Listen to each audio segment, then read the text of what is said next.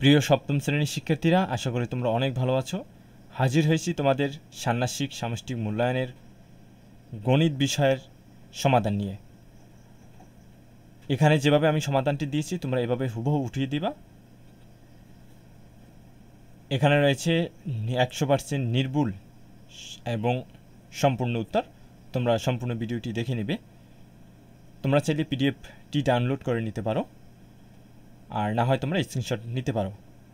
তাহলে চলো শুরু করা যাক। কাজ 1-এ রয়েছে সাশ্রয় হই সঞ্চয় করি। এখান থেকে কোনো কিছু তোমরা বাদ দিবা না, সরাসরি এখান থেকে যেভাবে আছে এভাবেই তুলে দিবা। ধাপে ধাপে পরিকল্পনা। টেবিলের আকার ও খরচ নির্ধারণ। ধরি টেবিলের দৈর্ঘ্য এবং প্রস্থ 27 ইঞ্চি। টেবিলটি তৈরি করতে খরচ হয়েছে 2100 টাকা। এখানে আমি ইংরেজি লিখেছি, যেহেতু তোমাদের যে মূল্যায়ন যে নির্দেশিকা রয়েছে বা প্রশ্ন রয়েছে সেখানে ইংরেজিতে দেওয়া আছে, সেজন্য আমরা ইংরেজিতে লিখেছি। আর ইংরেজিতে লিখতে একটা সুবিধা রয়েছে, তোমরা এভাবে ইংরেজিতে লিখতে পারো অথবা বাংলায় লিখতে পারো। আমি বাংলায় বলে যাচ্ছি সবগুলো। 2 রয়েছে, আমি যে 2 নম্বর দিয়েছি সেখানে প্রথম মাসে সঞ্চয়ের পরিমাণ নির্ধারণ। ধরি প্রথম মাসে সঞ্চয় করব 3 টাকা। 1 নম্বর কাজের 1 নম্বরে রয়েছে সঞ্চয়ে হিসাব ছক। মাস সঞ্চয়ের পরিমাণ। প্রথম মাস 3 টাকা সমান 3-এর পাওয়ারে 1। দ্বিতীয় মাস অর্থাৎ তার 3 গুণ। 3 গুণ 3, 3-এর স্কোয়ার সমান 9। তৃতীয় মাসে তার 3 গুণ অর্থাৎ 3 গুণ 3 সমান 3 কিউব সমান 27। চতুর্থ মাস 3 গুণ 3 গুণ 3 গুণ 3 সমান 3-এর পাওয়ারে 4 সমান 81। পঞ্চম মাসে রয়েছে 3-এর পাওয়ারে 5, 243। এই হলো কাজ 1-এর 1 নম্বর যে তার উত্তর, 1 নম্বর প্রশ্নের উত্তর। এরপরে রয়েছে কাজ 1-এর 2 নম্বর প্রশ্ন। সংখ্যাগুলো কি ছকের মাধ্যমে সূচক আকারে বা সূচকে কি প্রকাশ করা যায়? ব্যাখ্যা দাও। হ্যাঁ, সংখ্যাগুলো সূচক আকারে প্রকাশ করা যাবে। প্রথম মাসে সঞ্চয়ের পরিমাণ এ হলে তৃতীয় মাসে এ স্কোয়ার, তৃতীয় মাসে এ কিউব, এবং এভাবে ধাপে ধাপে এ টু দি পাওয়ার n পর্যন্ত পৌঁছাবে। এখানে n হলো মাসের সংখ্যা এবং এ হলো প্রথম মাসের সঞ্চয়ের পরিমাণ। 3 নম্বরে রয়েছে 5 মাসে তোমার সঞ্চয়ের পরিমাণ কত টাকা হবে। প্রথম মাসে যেহেতু আমার সঞ্চয় করেছি 3 টাকা, তাহলে পঞ্চম মাসে সঞ্চয়ের পরিমাণ হবে 3-এর পাওয়ারে 5 সমান 243 টাকা। 4 নম্বরে যে প্রশ্ন রয়েছে, তোমার পরিকল্পনা অনুযায়ী টেবিলটি তৈরি করতে কত মাস সঞ্চয় করার প্রয়োজন হবে। অর্থাৎ কত মাস তুমি যে 3 টাকা করে সঞ্চয় করো, সেক্ষেত্রে তোমার কত মাসে সঞ্চয় করলে তোমার 2100 টাকা হবে। টেবিলের খরচ 2100 টাকা। সঞ্চয়ের প্রথম মাসে 3 টাকা সঞ্চয় করলে ধারাবাহিকভাবে কত মাস সঞ্চয় করতে হবে তা বের করার জন্য আমরা নিচের ন্যায় হিসাব করব। মাস টাকার পরিমাণ। প্রথম মাসে 3 টাকা, দ্বিতীয় মাসে 9 টাকা, তৃতীয় মাসে 27 টাকা, চতুর্থ মাসে 81 টাকা, পঞ্চম মাসে 243 টাকা, ষষ্ঠ মাসে 729 টাকা এবং সপ্তম মাসে 2187 টাকা। এভাবে সপ্তম মাসে সঞ্চয়ের মোট টাকার পরিমাণ হবে 2187 টাকা, যা টেবিল তৈরির খরচ 2100 টাকার বেশি। অতএব টেবিল তৈরি করতে 7 মাস সঞ্চয় করার প্রয়োজন হবে। আমার টেবিল তৈরি করতে দরকার ছিল 2100 টাকা। আমি যদি 7 মাস সঞ্চয় করি, 7 মাসে সঞ্চয় করি, সেক্ষেত্রে আমার 2187 টাকা হয়ে যায়, অর্থাৎ আমার বেশি হয়ে যায় আমার। তাহলে 7 মাসের সঞ্চয় থেকে আমার টেবিলটা তৈরি করা সম্ভব। কাজ 2 রয়েছে পরিমাপে দক্ষতা বাড়াই। 1 নম্বরে রয়েছে কাজ 2-এর জ্যামিতিক আকৃতি। তৈরিকৃত এই মডেলটি একটি গণক। 2 রয়েছে আয়তন ও একটি তলের ক্ষেত্রফল নির্ণয়। ধরি গণকের 1 বাহুর দৈর্ঘ্য এ সমান 3। তৈরিকৃত মডেলটির আয়তন এ কিউব সমান 3-এর কিউব সমান 27 এবং একটি তলের ক্ষেত্রফল এ স্কোয়ার সমান 3-এর স্কোয়ার সমান 9। 3 নম্বরে রয়েছে কাজ 2-এর 3 নম্বর। তৈরিকৃত মডেলটি গণক হওয়ায় এর সম্পূর্ণ তলের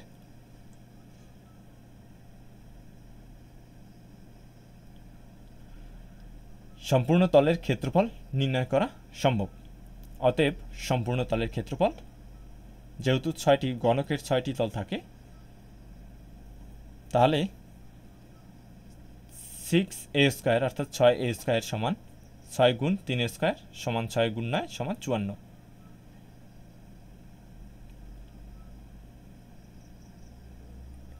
এক নম্বর কাজের আরও কিছু অংশ রয়েছে, যেটার সাথে 2 নম্বরের কিছু অংশ যুক্ত হয়ে কাজটা সম্পন্ন করতে হবে।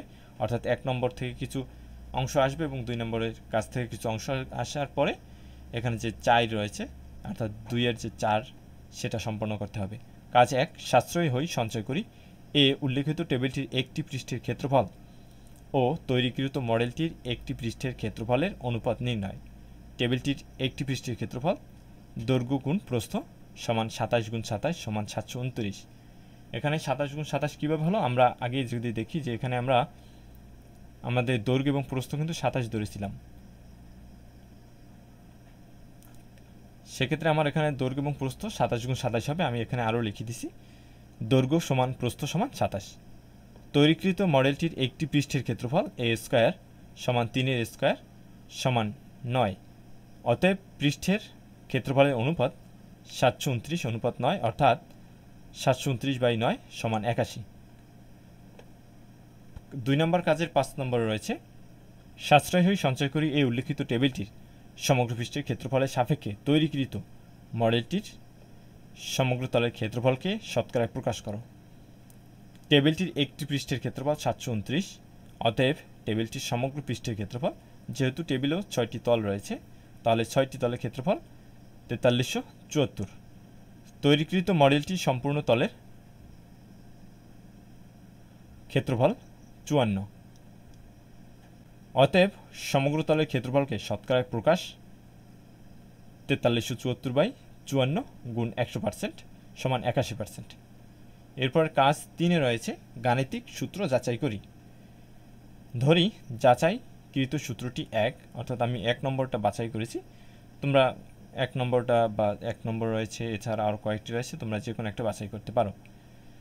a + b² সমান a - b² প্লাস 4ab, এটা হলো 1 নং। সূত্রটি প্রমাণ করার জন্য কাগজ কেটে বর্গাকার একটি কাগজ নিই। বর্গাকার কাগজটির বাহুর দৈর্ঘ্য a + b ধরে a ও b চিহ্নিত করি। এরপর চিত্রের মতো b এর পাশে আরও একবার b দূরত্বে দাগ টেনে a - b দৈর্ঘ্য চিহ্নিত করি। যেভাবে এখানে দেওয়া আছে এভাবে তোমরা কাগজ কেটে এগুলা চিহ্নিত করবা।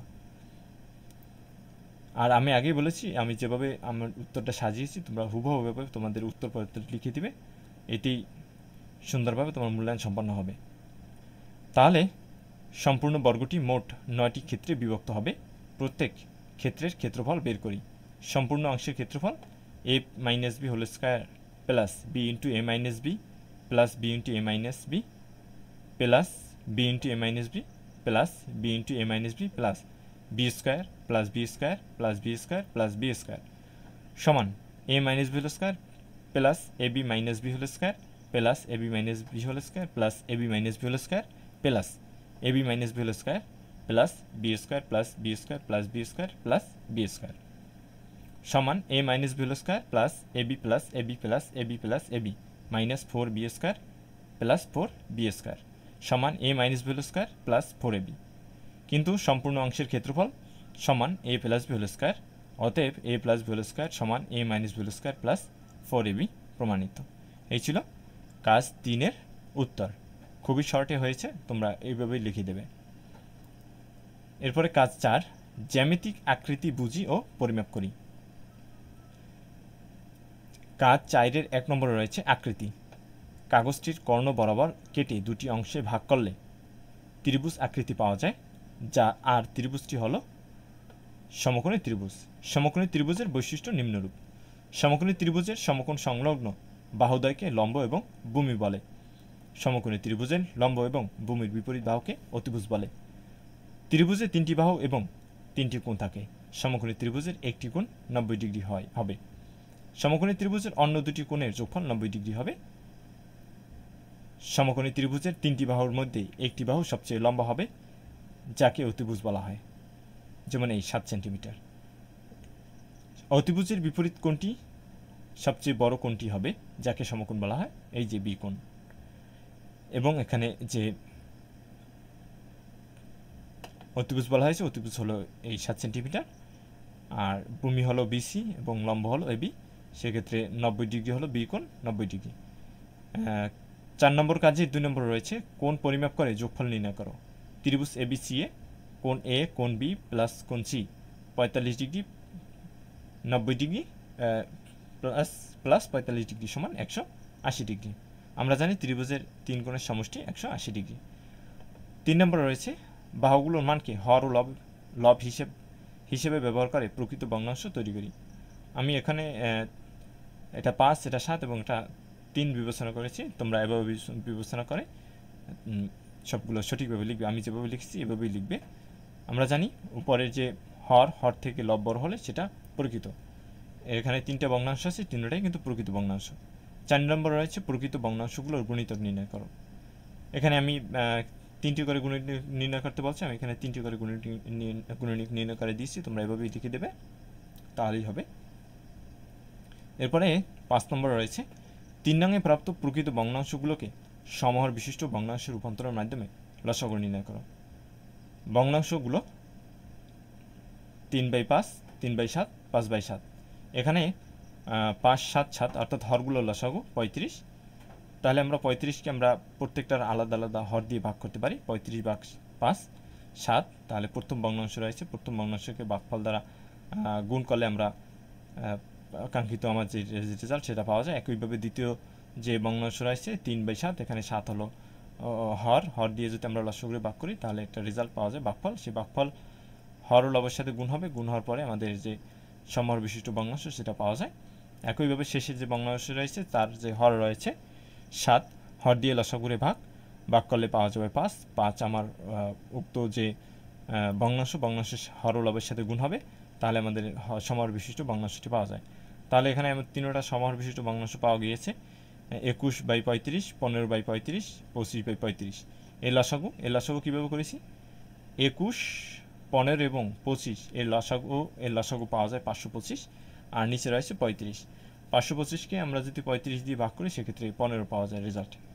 এই ছিল আমাদের 1 থেকে 4 পর্যন্ত যে কাজ, তোমার যে গণিত যে মূল্যায়নের যে সমাধান, এই ছিল আমাদের যে এই হলো তোমাদের গণিত মূল্যায়নের সমাধান। খুবই শর্টকাটে এবং কম সময়ে তোমরা এটা লিখতে পারবে, এবং এখানে সম্পূর্ণ নির্ভুল এবং সহজভাবে লেখা হয়েছে। তোমরা সম্পূর্ণ যেভাবে দেওয়া আছে সেভাবে তুলে দিবে, তাহলে তোমাদের মূল্যায়নটি অবশ্যই সুন্দর এবং সঠিকভাবে সম্পন্ন হবে। ভিডিওটি দেখার জন্য ধন্যবাদ, এবং পরবর্তী উত্তরমালা পাওয়ার জন্য অবশ্যই আমাদের ইউটিউব চ্যানেলটি সাবস্ক্রাইব করবে। ধন্যবাদ সবাইকে, সবাই ভালো থাকবে।